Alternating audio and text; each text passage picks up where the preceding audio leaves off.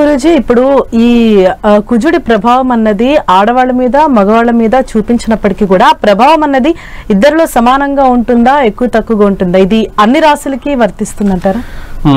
ఏ రాశికైనా వర్తిస్తుంది.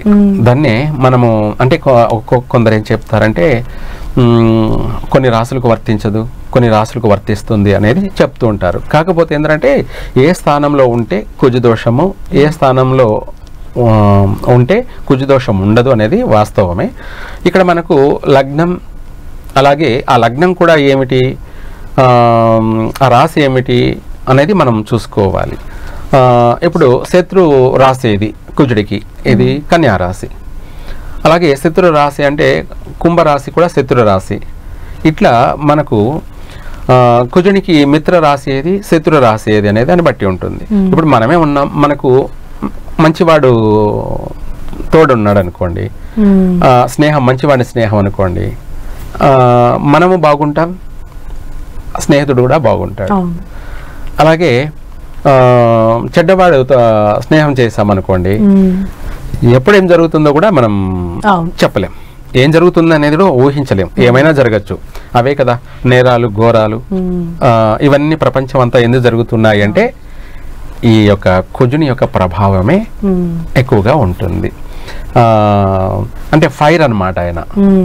మరి కుజుడికి మిత్ర రాశులు ఏవి?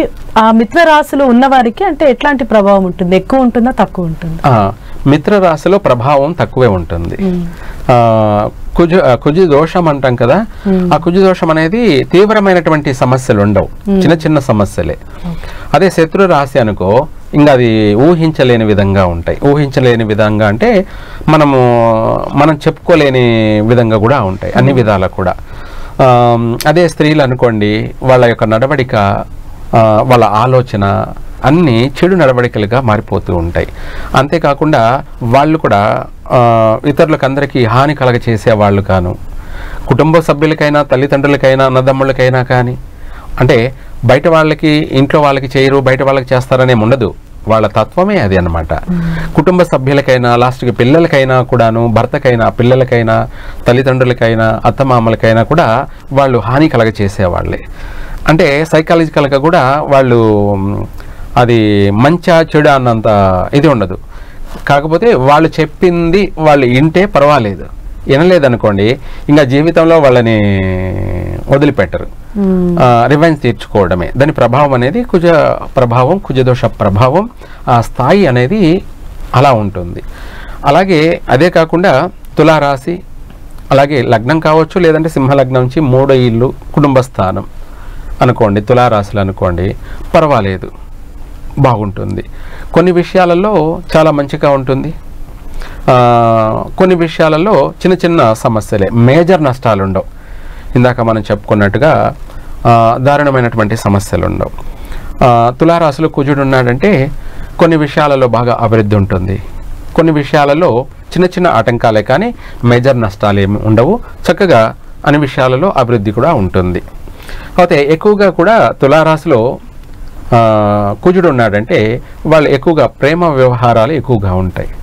ప్రేమించి పెళ్లి చేసుకోవడాలు, లేదంటే డ్రీమ్స్, నేను ప్రేమించే పెళ్లి చేసుకోవాలి అన్న వాళ్ళల్లో ఒక వయసు నుంచి థింకింగ్, ఆలోచన అనేది దానిపైనే ఉంటుంది. అలాగే చేయడము, దాంట్లో మళ్ళీ సక్సెస్ కాకపోవడము, దాంట్లో ఫెయిల్యూర్ కావడము, ఇలాంటివన్నీ ఉంటాయి. కుజుడు అంటేనే చిత్ర విచిత్రాలుగా చేస్తూ ఉంటాడు. అనుకున్నది జరుగుతుంది, అనుకున్నది జరిగేలాగా చేస్తాడు. ఒకవేళ జరిగిన మళ్ళీ తర్వాత మళ్ళీ దాన్ని నష్టాలు కలగ చేస్తాడు.